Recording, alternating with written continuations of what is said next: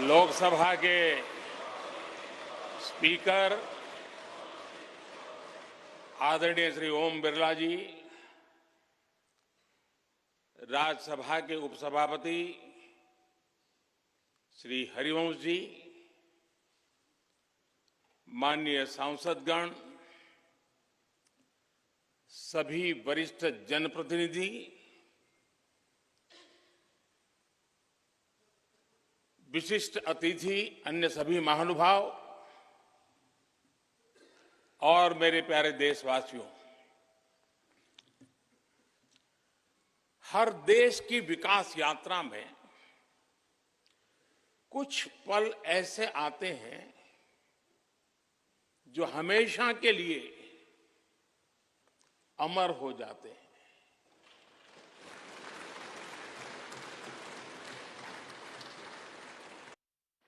आज 28 मई 2023 का ये दिन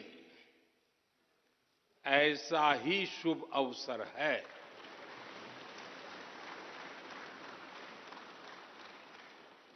देश आजादी के 75 वर्ष होने पर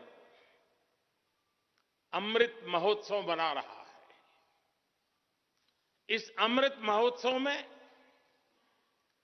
भारत के लोगों ने देशवासियों को भारतीय लोकतंत्र के इस स्वर्णिम क्षण की बहुत बहुत बधाई देता हूं।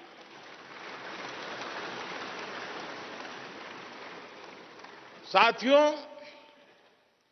ये सिर्फ एक भवन नहीं है, ये 140 करोड़ भारतवासियों की आकांक्षाओं और सपनों का प्रतिबिंब है।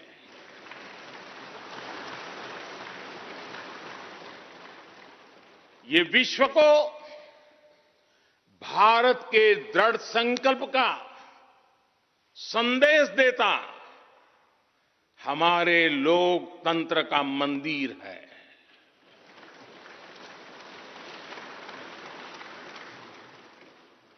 ये नया संसद भवन योजना को यथार्थ से, नीति को निर्माण से, इच्छा शक्ति को क्रिया शक्ति से, संकल्प को सिद्धि से जोड़ने वाली अहम कड़ी साबित होगा। ये नया भवन हमारे स्वतंत्रता सेनानियों के सपनों को साकार करने का माध्यम बनेगा। ये नया भवन आत्मनिर्भर भारत के सूर्योदय का साक्षी बनेगा।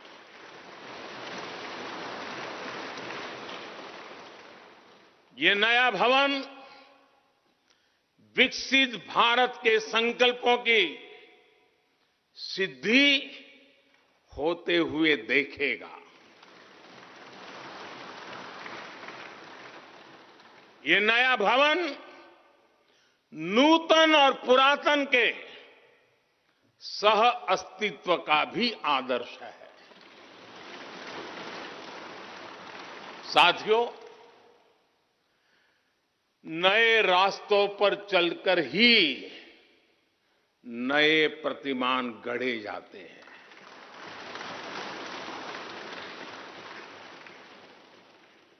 आज नया भारत नए लक्ष्य तय कर रहा है,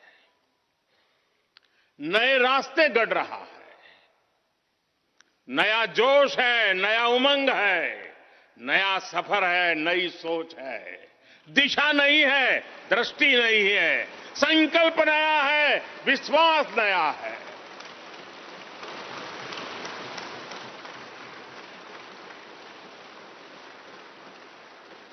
और आज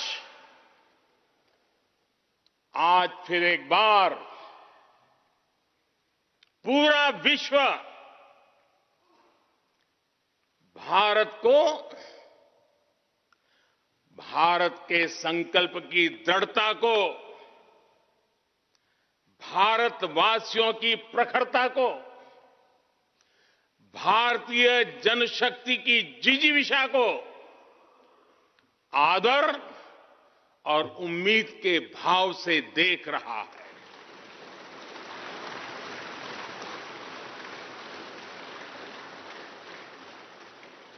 जब भारत आगे बढ़ता है तो विश्व आगे बढ़ता है।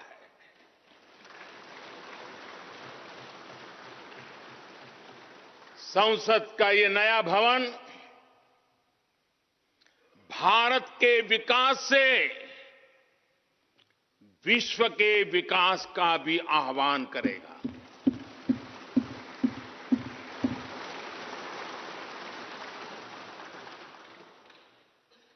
साथियों, आज इस ऐतिहासिक अवसर पर कुछ देर पहले संसद की इस नई इमारत में पवित्र सेंगोल की भी स्थापना हुई है।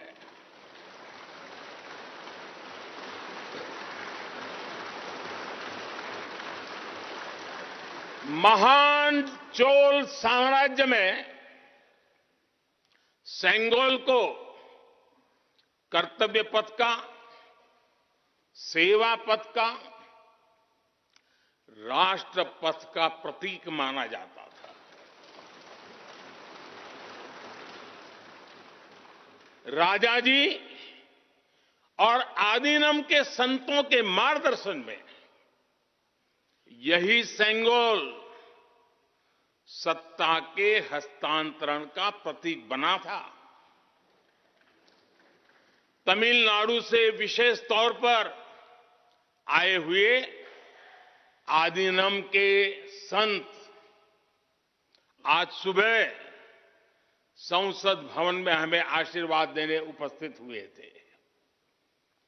मैं उन्हें पुनः श्रद्धापूर्वक नमन करता हूं। उनके ही मार्गदर्शन में लोकसभा में ये पवित्र सेंगोल स्थापित हुआ है। पिछले दिनों मीडिया में इसके इतिहास से जुड़ी बहुत सारी जानकारी उजागर हुई है। मैं इसके विस्तार में नहीं जाना चाहता हूं, लेकिन मैं मानता हूं ये हमारा सौभाग्य है कि इस पवित्र सेंगोल को हम उसकी गरिमा लौटा सके हैं, उसकी मान मर्यादा लौटा सके। जब भी इस संसद भवन में कार्रवाई शुरू होगी, ये सेंगोल हम सभी को प्रेरणा देता रहेगा। साथियों, भारत एक लोकतांत्रिक राष्ट्र ही नहीं बल्कि लोकतंत्र की जननी भी है, मदर ऑफ डेमोक्रेसी भी है। भारत आज वैश्विक लोकतंत्र का भी बहुत बड़ा आधार है। लोकतंत्र हमारे लिए सिर्फ एक व्यवस्था नहीं, एक संस्कार है, एक विचार है, एक परंपरा है। हमारे वेद हमें सभाओं और समितियों के लोकतांत्रिक आदर्श सिखाते हैं। महाभारत जैसे ग्रंथों में गणों और गणतंत्रों की व्यवस्था का उल्लेख मिलता है। हमने वैशाली जैसे गणतंत्रों को जीकर दिखाया है। हमने भगवान बसवेश्वर के अनुभव मंटपा को अपना गौरव माना है। तमिलनाडु में मिला 900 ईस्वी का शिलालेख आज भी हर किसी को हैरान कर देता है। हमारा लोकतंत्र ही हमारी प्रेरणा है, हमारा संविधान ही हमारा संकल्प है। इस प्रेरणा, इस संकल्प की सबसे श्रेष्ठ प्रतिनिधि अगर कोई है तो ये हमारी संसद है। और ये संसद देश की जिस समृद्ध संस्कृति का प्रतिनिधित्व करती है, उसका उद्घोष करती है। शेते निपद्यमानस्य, शेते निपस्य मानस्य चराति चर्त भगः चरैवेति चरैवेति चरैवेति। कहने का तात्पर्य, जो रुक जाता है उसका भाग्य भी रुक जाता है, लेकिन जो चलता रहता है उसी का भाग्य आगे बढ़ता है, बुलंदियों को छूता है। और इसलिए चलते रहो, चलते रहो। गुलामी के बाद हमारे भारत ने बहुत कुछ खोकर अपनी नई यात्रा शुरू की थी। वो यात्रा कितने ही उतार चढ़ावों से होते हुए, कितनी ही चुनौतियों को पार करते हुए आजादी के अमृत काल में प्रवेश कर चुकी है। आजादी का ये अमृत काल विरासत को सहेजते हुए विकास के नए आयाम गढ़ने का अमृत काल है। आजादी का ये अमृत काल देश को नई दिशा देने का अमृत काल है। आजादी का ये अमृत काल अनंत सपनों को, असंख्य आकांक्षाओं को पूरा करने का अमृत काल है। इस अमृत काल का आह्वान है, इस अमृत काल का आह्वान है मुक्त मातृभूमि को, मुक्त मातृभूमि को नवीन प्राण चाहिए, नवीन पर्व के लिए नवीन प्राण चाहिए। मुक्त गीत हो रहा, मुक्त गीत हो रहा नवीन राग चाहिए, नवीन पर्व के लिए नवीन प्राण चाहिए।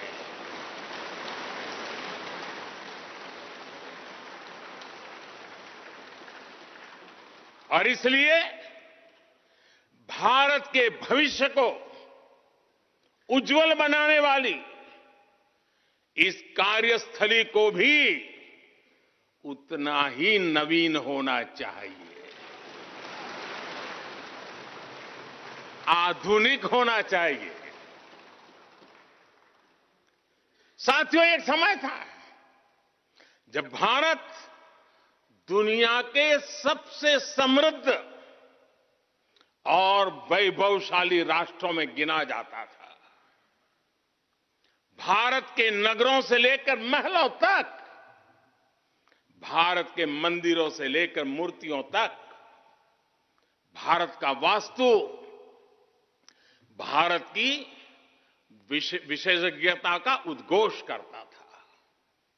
सिंधु सभ्यता के नगर नियोजन से लेकर मौर्यकालीन स्तंभों और स्तूपों तक, चोल शासकों के बनाए भव्य मंदिरों से लेकर जलाशयों और बड़े बांधों तक भारत का कौशल विश्व भर से आने वाले यात्रियों को हैरान कर देता था। लेकिन सैकड़ों साल की गुलामी ने हमसे हमारा ये गौरव छीन लिया। एक ऐसा भी समय आ गया जब हम दूसरे देशों में हुए निर्माण को देखकर मुग्ध होने लग गए। 21वीं सदी का नया भारत बुलंद हौसले से भरा हुआ भारत अब गुलामी की उस सोच को पीछे छोड़ रहा है। आज भारत प्राचीन कला की उस गौरवशाली धारा को एक बार फिर अपनी तरफ मोड़ रहा है और संसद की ये नई इमारत इस प्रयास का जीवंत प्रतीक बनी है। आज नए संसद भवन को देखकर हर भारतीय गौरव से भरा हुआ है। इस भवन में विरासत भी है, वास्तु भी है, इसमें कला भी है, कौशल भी है, इसमें संस्कृति भी है और संविधान के स्वर भी है। आप देख रहे हैं कि लोकसभा का आंतरिक हिस्सा, यहां भी देखिए, यहां भी देखिए, राष्ट्रीय पक्षी मोर पर आधारित है। राज्यसभा का आंतरिक हिस्सा राष्ट्रीय फूल कमल पर आधारित है और संसद के प्रांगण में हमारा राष्ट्रीय वृक्ष बरगद भी है। हमारे देश के अलग अलग हिस्सों की जो विविधता है, इस नए भवन ने उन सबको समाहित किया है। इसमें राजस्थान से लाए गए ग्रेनाइट और बलुआ पत्थर लगाए गए हैं। ये जो लकड़ी का काम आप देख रहे हैं ना, वो महाराष्ट्र से आई है। यूपी में भदोही के कारीगरों ने इसके लिए अपने हाथ से कालीनों को बुना है। एक तरह से इस भवन के कण कण में हमें एक भारत श्रेष्ठ भारत की भावना के दर्शन। साथियों, संसद के पुराने भवन में सभी के लिए अपने कार्यों को पूरा करना कितना मुश्किल हो रहा था, ये हम सभी जानते हैं। टेक्नोलॉजी से जुड़ी समस्याएं थी, बैठने की जगह से जुड़ी चुनौती थी। इसलिए ही बीते 1.5-2 दशकों से ये चर्चा लगातार हो रही थी कि देश को एक नए संसद भवन की आवश्यकता है। और हमें ये भी देखना होगा कि आने वाले समय में सीटों की संख्या बढ़ेगी, सांसदों की संख्या बढ़ेगी, वो लोग कहां बैठते हैं? और इसलिए ये समय की मांग थी कि संसद की नई इमारत का निर्माण किया जाए। और मुझे खुशी है कि भव्य इमारत आधुनिक सुविधाओं से पूरी तरह लैस है।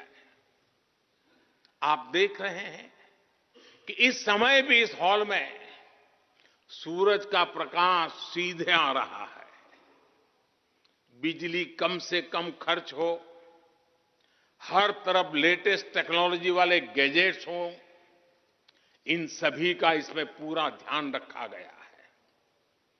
साथियों, आज सुबह ही मैं इस संसद भवन को बनाने वाले श्रमिकों के एक समूह से मिला हूं। इस संसद भवन ने करीब 60,000 60,000 श्रमिकों को रोजगार देने का भी काम किया है। उन्होंने इस नई इमारत के लिए अपना पसीना बहाया है। मुझे खुशी है कि इनके श्रम को समर्पित एक डिजिटल गैलरी भी संसद में बनाई गई है और विश्व में शायद ये पहली बार हुआ होगा। संसद के निर्माण में अब उनका योगदान भी अमर हो गया है। साथियों, कोई भी एक्सपर्ट अगर पिछले 9 वर्षों का आकलन करे तो पाएगा कि ये 9 साल भारत में नव निर्माण के रहे हैं, गरीब कल्याण के रहे हैं। आज हमें संसद की नई इमारत के निर्माण का गर्व है, तो मुझे पिछले 9 साल में गरीबों के 4 करोड़ घर बनने का भी संतोष है। आज जब हम इस भव्य इमारत को देखकर अपना सर ऊंचा कर रहे हैं, तो मुझे पिछले 9 साल में बने 11 करोड़ शौचालयों का भी संतोष है, जिन्होंने महिलाओं की गरिमा की रक्षा की, उनका सर ऊंचा कर दिया। आज जब हम इस संसद भवन में सुविधाओं की बात कर रहे हैं, तो मुझे संतोष है कि पिछले 9 साल में हमने गांवों को जोड़ने के लिए 4 लाख किलोमीटर से भी ज्यादा सड़कों का निर्माण किया। आज जब हम इस इको फ्रेंडली इमारत को देखकर खुश हैं, तो मुझे संतोष है कि हमने पानी की एक एक बूंद बचाने के लिए 50,000 से ज्यादा अमृत सरोवरों का निर्माण किया है। आज जब हम इस नए संसद भवन की लोकसभा और राज्यसभा को देखकर उत्सव मना रहे हैं, तो मुझे संतोष है कि हमने देश में 30,000 से ज्यादा नए पंचायत भवन भी बनाए हैं। यानी पंचायत भवन से लेकर संसद भवन तक हमारी निष्ठा एक ही है, हमारी प्रेरणा एक रही। देश का विकास, देश के लोगों का विकास। साथियों, आपको ध्यान होगा 15 अगस्त को लाल किले से मैंने कहा था, यही समय है, सही समय है।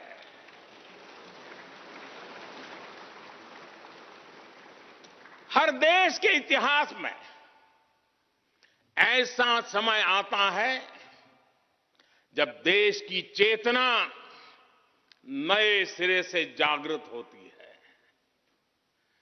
भारत में आजादी के 25 साल पहले, 47 के पहले 25 साल याद कीजिए, आजादी के 25 साल पहले ऐसा ही समय आया था। गांधी जी के असहयोग आंदोलन ने पूरे देश को एक विश्वास से भर दिया था।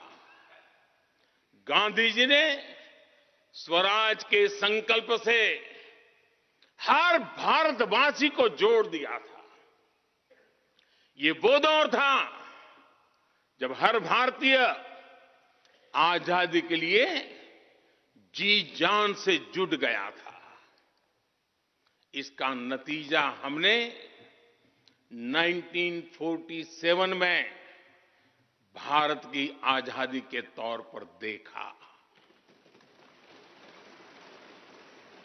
आजादी का ये अमृत काल भी भारत के इतिहास का ऐसा ही पड़ाव है। आज से 25 साल बाद भारत अपनी आजादी के 100 वर्ष पूरे करेगा। हमारे पास भी 25 वर्ष का अमृत कालखंड है। इन 25 वर्षों में हमें मिलकर भारत को विकसित राष्ट्र बनाना है।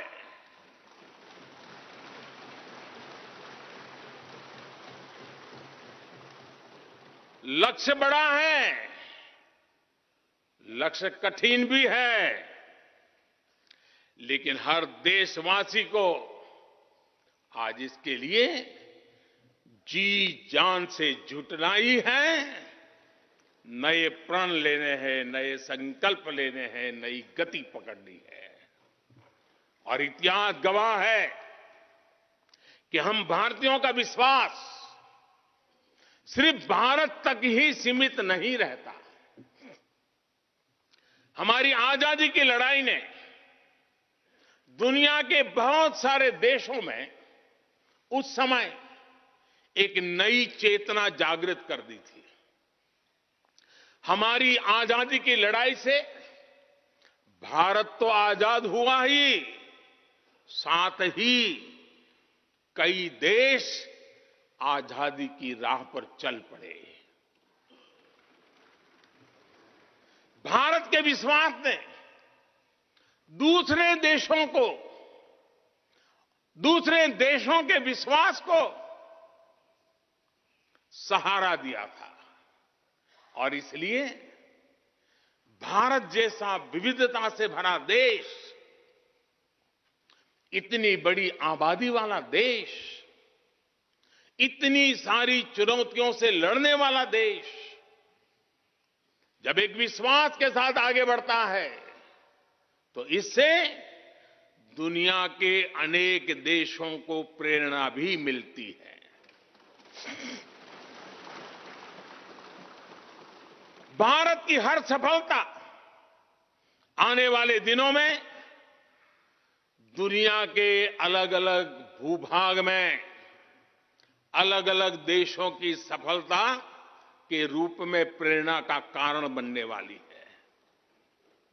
आज यदि भारत तेजी से गरीबी दूर करता है तो ये कई देशों को गरीबी से बाहर आने की प्रेरणा भी देता है। भारत का विकसित होने का संकल्प कई और देशों का संबल बनेगा। इसलिए भारत की जिम्मेदारी और बड़ी हो जाती है। और साथियों, सफलता की पहली शर्त सफल होने का विश्वास ही होती है। ये नया संसद भवन इस विश्वास को नई बुलंदी देने वाला है। ये विकसित भारत के निर्माण में हम सभी के लिए नई प्रेरणा बनेगा। ये संसद भवन हर भारतीय के कर्तव्य भाव को जागृत करेगा। मुझे विश्वास है इस संसद में जो जनप्रतिनिधि बैठेंगे वे नई प्रेरणा के साथ लोकतंत्र को नई दिशा देने का प्रयास करेंगे।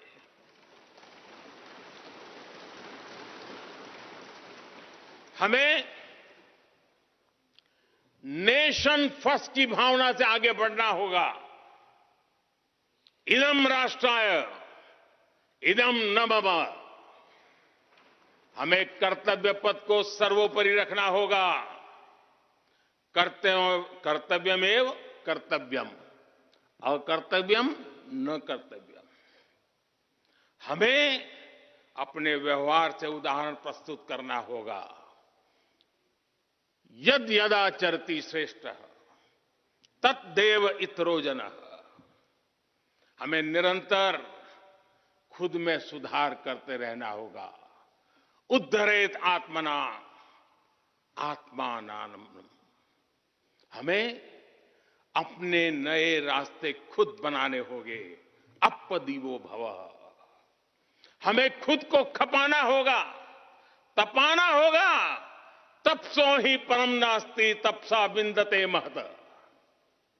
हमें लोक कल्याण को ही अपना जीवन मंत्र बनाना होगा। लोकहितम मम करणीयम। जब संसद के इस नए भवन में हम अपने दायित्वों का ईमानदारी से निर्वहन करेंगे तो देशवासियों को भी नई प्रेरणा मिलेगी।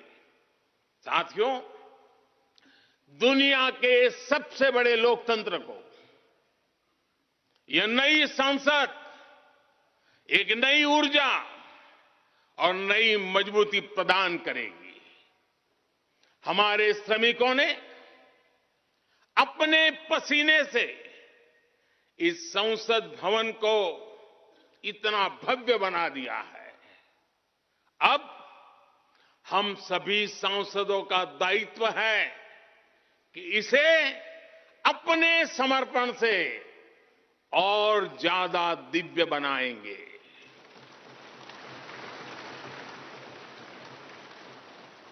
एक राष्ट्र के रूप में हम सभी 140 करोड़ भारतीयों का संकल्प ही इस नई संसद की प्राण प्रतिष्ठा है।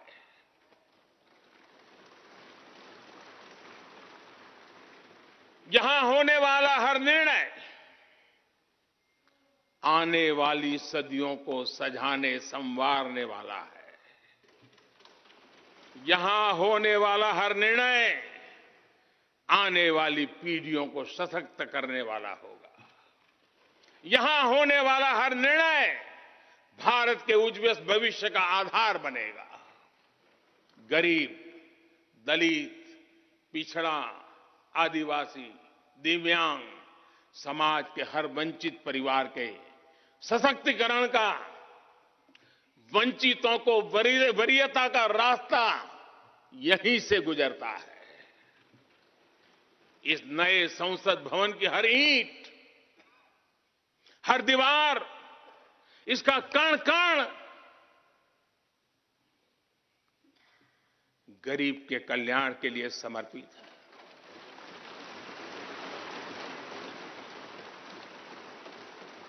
अगले 25 वर्षों में संसद के इस नए भवन में बनने वाले नए कानून भारत को विकसित भारत बनाएंगे। इस संसद में बनने वाले कानून भारत को गरीबी से बाहर निकालने में मदद करेंगे। इस संसद में बनने वाले कानून देश के युवाओं के लिए, महिलाओं के लिए नए अवसरों का निर्माण करेंगे। मुझे विश्वास है संसद का यह नया भवन नए भारत के सृजन का आधार बनेगा। एक समृद्ध, सशक्त और विकसित भारत नीति, न्याय, सत्य, मर्यादा और कर्तव्य पथ पर और सशक्त होकर चलने वाला भारत। मैं समस्त भारतवासियों को नए संसद भवन की फिर से बहुत बहुत बधाई देता हूं। धन्यवाद।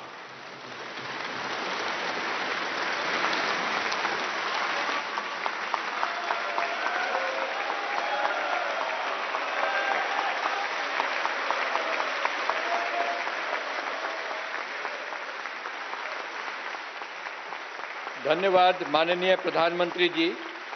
गणमान्य अतिथिगण, भारत की संसद के नवनिर्मित भवन के लोकार्पण का कार्यक्रम अब यहीं समाप्त होता है। आप सभी को इस ऐतिहासिक अवसर पर पधारने के लिए हृदय से धन्यवाद। नमस्कार। जय हिंद।